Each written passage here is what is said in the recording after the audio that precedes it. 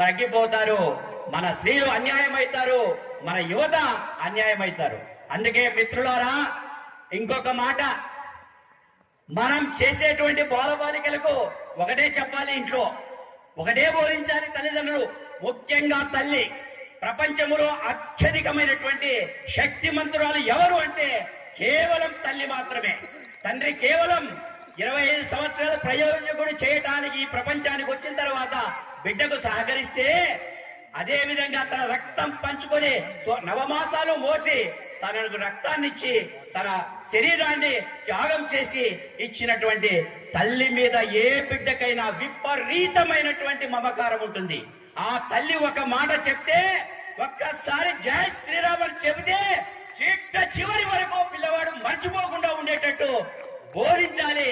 తల్లులారా, మీరే బాధ్యత. తండ్రులారా, మీరు కూడా సహకరించండి. హిందుత్వాన్ని మరొకసారి మనం పరాయి పాలు చేయకుండా చూడండి. ఈ యొక్క కార్యక్రమానికి అందరూ సహకరించారు. ఇక మునుపు ఈ మీటింగే కాకుండా ప్రతి నెల హిందువులమంతా కలుస్తాం, ప్రతి నెల మన లాంటి వాళ్ళని కలుస్తాం. కాబట్టి కలిసి మనము సహకరించుకున్నాం.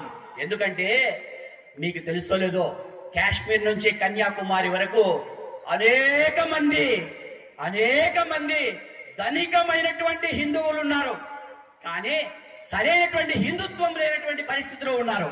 అలాంటి